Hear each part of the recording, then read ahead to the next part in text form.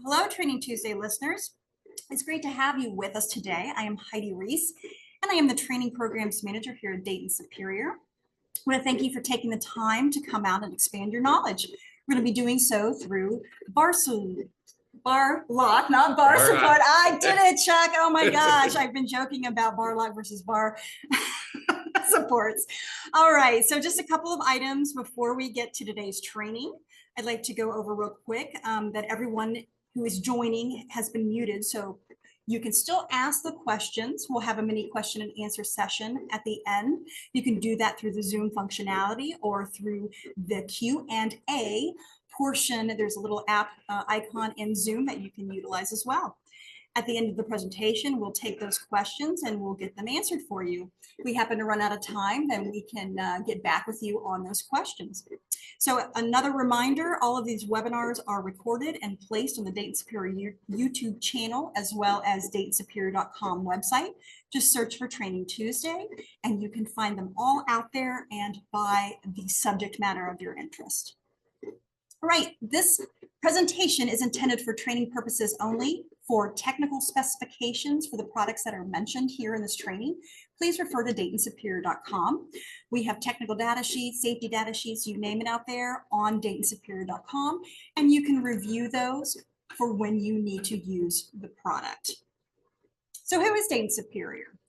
We are the leading provider of engineered solutions for the concrete construction industry, and not only are we for accessories, chemicals, forming, engineering services, as well as training like you're taking right now, we have solutions for your products such as bridge deck, rebar splicing, precast and tilt up, and brands that meet the needs that get that job done. We also have chemical solutions in concrete repair and restoration, decorative surface coatings, our top cast system. We have epoxies, liquids, and powders, and many of our chemicals are specifically formulated to meet the design specs in both new construction and retrofit repair needs. In addition, we have Simon's forming and shoring systems. You see them right there on the screen to the right. They're both adaptable and as well as strong, and they save labor costs. And using our engineering staff can be customized to meet the needs that help you with things. So who do we have with us today that's going to talk us through this bar lock, not bar support? We have, first of all, Mr. Chuck Hoke, our National Training Manager. In addition, a little later, you're going to hear some bar lock splicing from Chuck and Build America, Buy America, or BABA like we call for splicing, from Sarah Clark. So Chuck has been in the construction industry for over 49 years, where 20 of them is with accessories, forming, chemical products, and he was a dealer for that. 29 years ago, we started at Dayton Superior and worked through positions such as product manager, and now our very own go-to knowledge provider. I know he's great for me, he's great for all of us. He is the go-to guy. So like I said, we're going to also hear from Sarah Clark, who is our Dayton Superior's Market Development Analyst. She's going to talk very briefly at the end about the BABA. And about a month and a half ago, we did a full BABA presentation, a Training Tuesday, and that is located out on our Dayton Superior website. It's worth a peek if you haven't looked at it already. Just quick, and you can listen to it and see what's going down for BABA. For today, though, she's just going to be talking about the portion that's relevant for the products that we're going to discuss.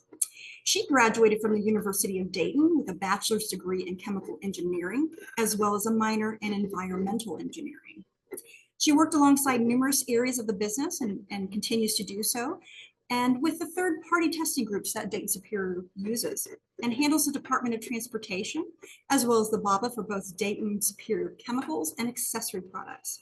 She's very key in making sure that our product specifications are met with those ever-changing government regulations, and that allows your projects to be successful and the requirements that you need to meet. So with that, Chuck, go and teach us about some bar lock. All right, well, thank you, Heidi. So let's talk about bar lock. What is, we're gonna, in this presentation, we'll talk about what it is. We're gonna talk a little bit about our portfolio, basically the features and benefits. We're gonna show you through application, so you'll be able to see what it is, how it works, and what actually makes up the bar lock coupler. And then we will obviously talk about the resources here at the end of the presentation, along with our BABA information in regards to the bar lock coupler. So the bar lock, the anatomy of it. Relatively a very simple coupler system, basically a sleeve steel material with a serrated rail welded to the bottom of it and lock shear bolts up on the top that actually will penetrate the rebar. You'll see a center pin, it's a cotter pin. It basically is put in place to primarily separate the left side and the right side. Not structural, doesn't do anything other than separate the left side and the right side. The serrated rails in the bottom of the coupler are heat treated, so they are extra hard, and they will actually penetrate into the rebar itself, as will the shear bolt, the lock shear bolt, when we actually tighten it down. The lock shear bolt is designed so that it will shear off at a select torque value. So that makes every shear bolt unique for each bar lock coupler. So every coupler, if you have a couplers out on site, like a 4, a 7, and an 8, you can't take bolts from another coupler and mix and match them in the coupler system.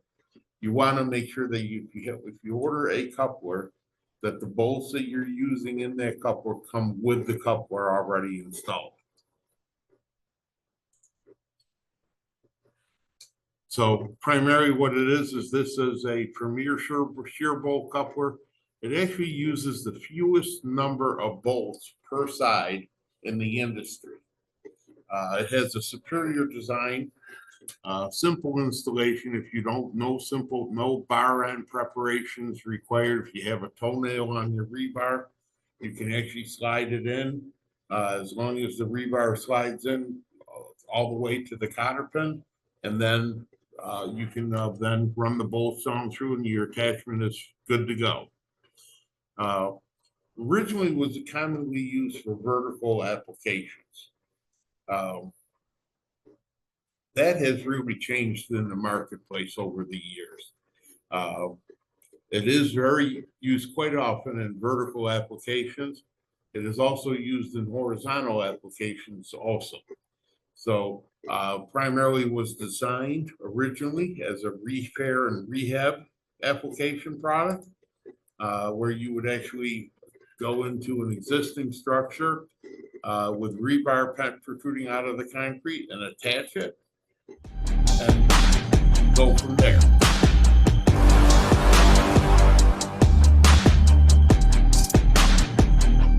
Today, we'll be taking a closer look at the latest product innovation within the Dayton Superior portfolio. The bar lock coupler system provides a simple, quick, cost-effective method for splicing smooth or deformed rebar in tension and/or compression applications. It is ideal for new construction and rehab projects associated with bridges, roads, and mid and high-rise buildings. The bar lock system is quick and easy to install at the job site, which saves labor, time, and cost. Installation requires no special equipment or bar end preparation. Bar lock couplers utilize lock shear bolts and serrated grip rail to mechanically splice the rebar. It is designed for high loads such as extreme tension or compression and seismic loading conditions. Bar lock couplers have been validated through comprehensive testing to meet yield, ultimate strength, slip, and cyclic requirements as defined in AC 133 and ACI 318 standards. Bar lock couplers are available for rebar sizes number 3 through 18, as well as in plain, epoxy-coated, and hot-dip galvanized finishes. Dayton Superior has a complete portfolio of innovative splicing solutions. They are engineered to maximize performance, simplify installation, accelerate construction, and reduce total costs. For more information, contact your dealer, distributor, or Dayton Superior account representative. You can also learn more about Dayton Superior solutions and project successes and download resources by visiting DaytonSuperior.com.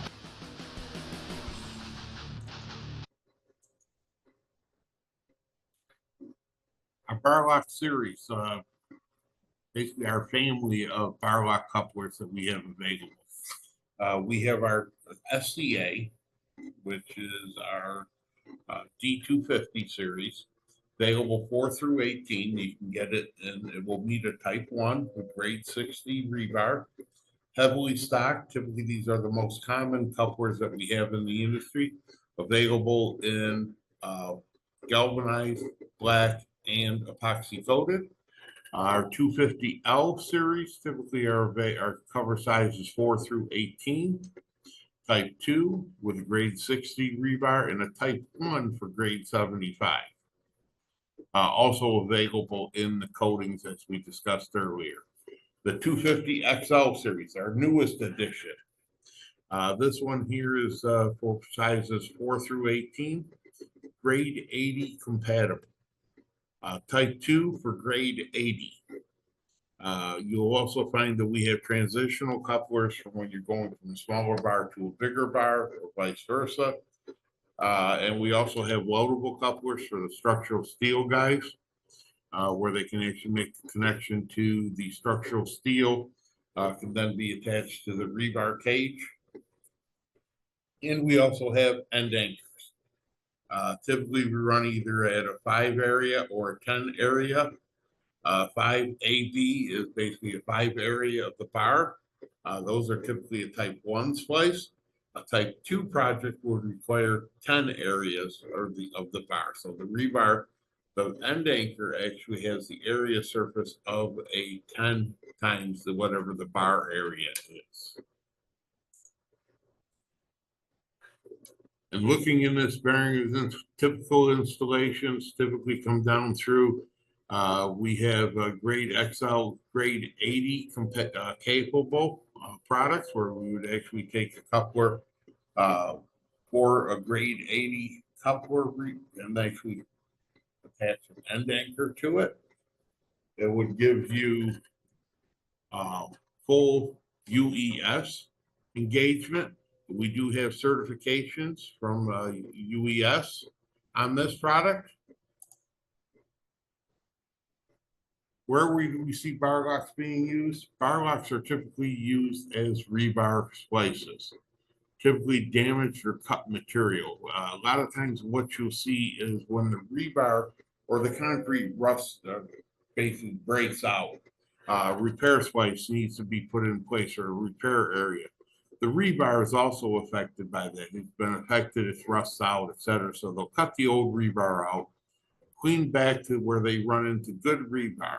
Then what they can do is take a piece of rebar, cut the same length that they removed out of that piece, out of that repair product, slide the rebar in, put 2 bar locks, take the cotter key out of the center of it, slide the 2 couplers in, slide it in, then slide the couplers back out over the rebar, halfway, making sure that the right half on the coupler is on the bar that's already embedded in concrete, and the left half is already on the concrete or on the rebar that's brand new, and do vice versa on the other side. Then tighten down the couplers until the bolts until they break off, and this will give you a full engagement and return the rebar back to a type 1 or type 2 splice, depending on what coupler you're using.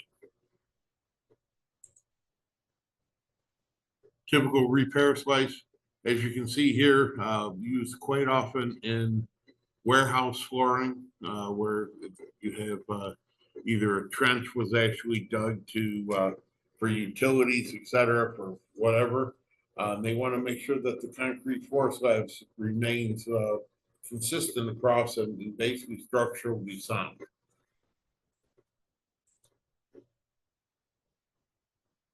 You'll also see here, rebar cages here running through various bar sizes. Here you got a pier that actually was on the right-hand side, a pier that was actually chipped away. The concrete was, that faulty concrete was chipped away from the salt air. So they actually take it back in, chip away the concrete to where they get down to good product. Actually install the bar lock couplers with the new rebar cages coming off of it, and then come back through and re-pour this pier. And now we actually have a good sound, solid pier that is actually in full functioning capabilities up in Seattle. Where we also see this product being used quite a bit is in our nuclear power plants. that are still up and running and being built today. This is a rehab of a nuclear power plant. This is a steam generation turbine facility where they've actually cut the hole off the dome section of the building and pulled the steam generating turbine out of the facility from the top and basically drop a new one back in place. Once the new one goes in place, they actually form it up, and then they use the bar lock coupler to actually attach to the existing structure that's there to basically make the full structural connection for that dome structure. It is a project that typically uses quite a bit of material. We do have people that are FEMA certified that can go out on site to do oversee the installations of these products, and we do that as a service. Where we also see bar locks being used is in vertical applications, rebar cages for caissons. You can see here in column cages, this is one of the huge products here because of the size of the rebar that's being used in today's market. We are getting, by using the bar lock couplers and staggering them where the joints are, we are getting less congestion in the rebar cage, but also enabling the rebar cage to be longer. So right now, I know we've done rebar cages up to 140 foot in length, picked up and dropped into the caisson, both in either, this one here is in a galvanized, and we've also done epoxy coated, as you can see in this screen here. But you're talking, these rebar cages are in upwards of anywhere from 500 to 800 pounds per lineal foot of weight of material. So the rebar cages are considered very sizable, especially when you're talking the total weight and volume that you're talking being picked up here. One of the other biggest applications that you'll see is bridge deck, bridge abutments, piers, etc. Here's an abutment going in place right here. A pier going in. And what's happened here is they are actually putting the cauliflowers in place. When I'm talking cauliflower, I'm talking about that area up on top where all the bent rebar comes in. It's an anchoring mechanism for the rebar cage. Now, what they do is the placers actually have a much easier time if they drop a piece of rebar that is straight and not have that cage with that hook on it, because then they don't have to worry about positioning that hook when they install that rebar. What it is, they will actually install the vertical rebar, then come back, install the bar lock coupler, and then take a bent rebar and attach it to this cage. And what this does is it makes it much easier for the placer to actually have this, safe working environment. He's not having to worry about backing into these things or walking into them, worry about any scratch or basically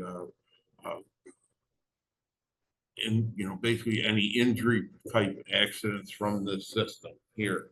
So a lot of times the positional bar is much easier to place with a bar lock coupler going in place. Then we have here's more of the same piers going in place here. We can also do positional bars and also arched areas where we have an arch, bridge arch going up and around. The bar lock coupler makes it easy for attachment of the rebar going up over the arch, carrying that arc of that arch. And as you can see, the couplers are put in place here and then attached with the rest of the cage in and around the structure.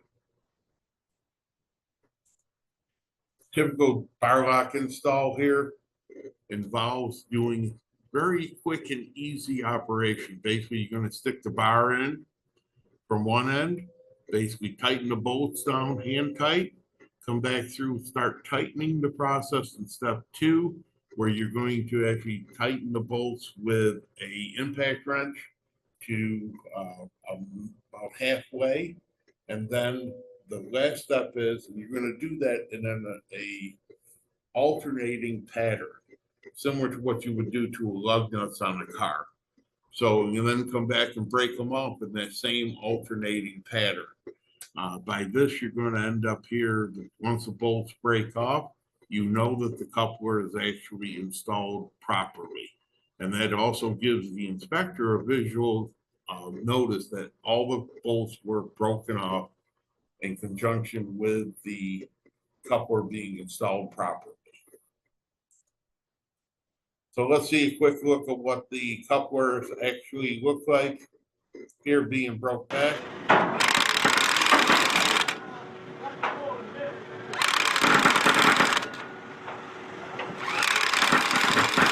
See how he's alternating the pattern. Always make sure that the impact wrench is capable of handling the players.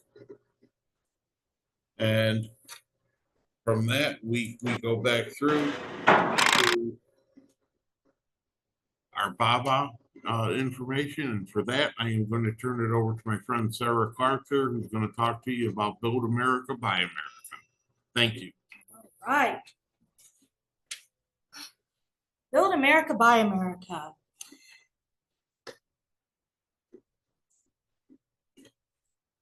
Right, so the Infrastructure Investments Job Act was signed by the president on November 15th, 2022. Recently, the Office of Management and Budget Management issued final guidance for everyone, and it became effective on October 23rd, 2023. So they had initial guidance and everybody was waiting for that, and they finally got that out to everyone. So they also provided a memorandum, and that is M24-02. And that one was dated October 25th, 2023. This one is implementation guidance and on application of Buy America preference in federal financial assistance programs for infrastructure. It replaced the initial guidance, which was the M22-11. Now, a lot of government entities are keeping that in place for projects that were already going, but the new stuff will be this new memorandum M24-02.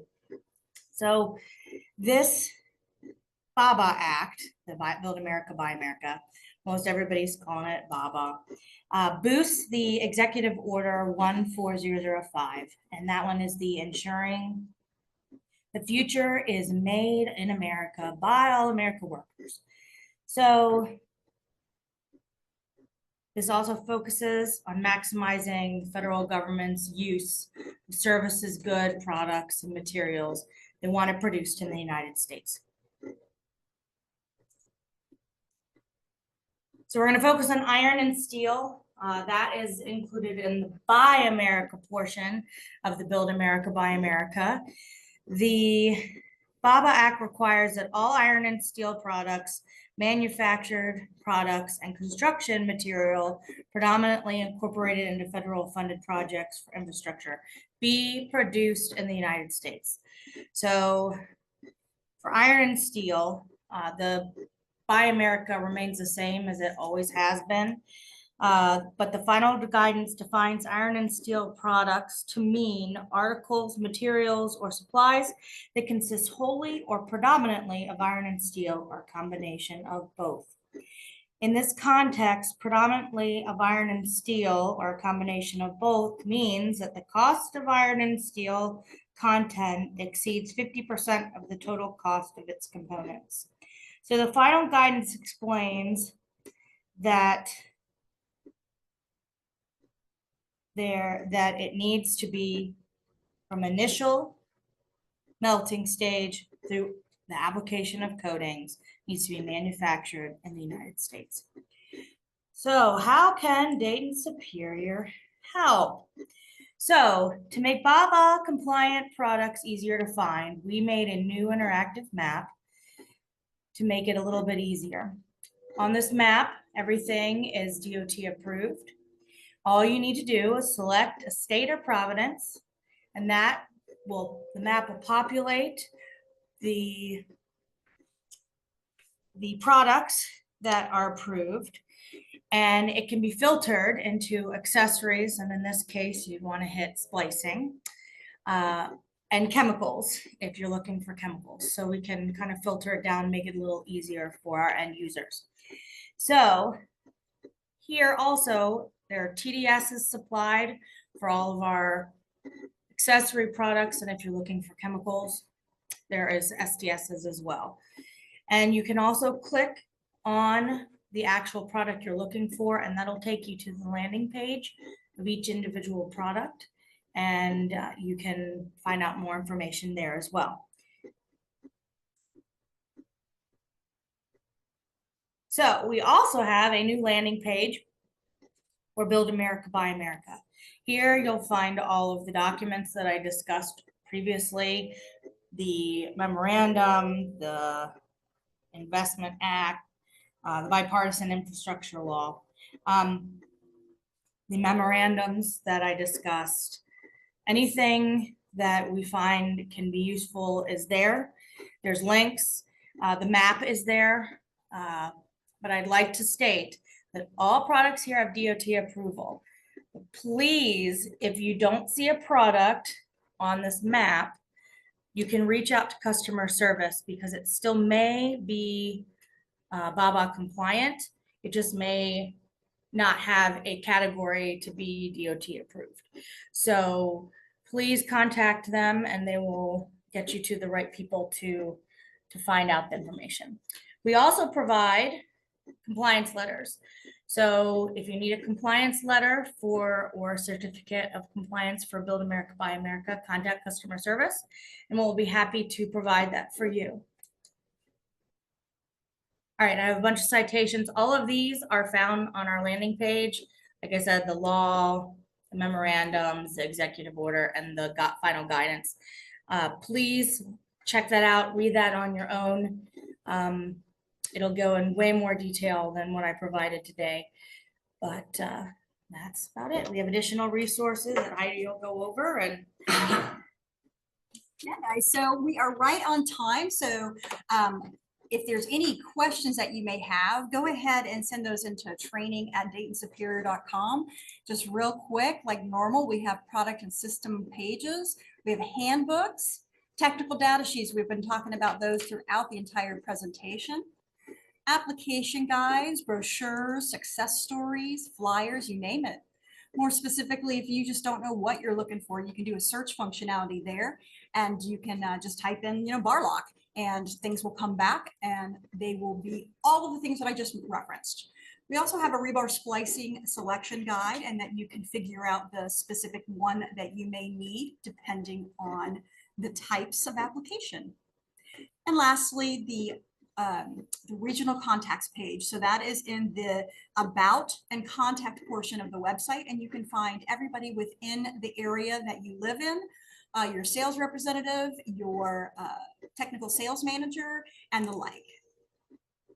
And if you require additional training, go ahead and scan that QR code there in the top right. We also have training Tuesdays. Like I mentioned, we record them all and they are placed out on the YouTube channels as well as DaytonSuperior.com. Or like I said, email Chuck and myself at training@DaytonSuperior.com. So with that, you guys all have a fantastic Tuesday. If you have any questions, please send an email to that. Want to make sure that we are good with time. And until next week, join us next Tuesday. Bye now.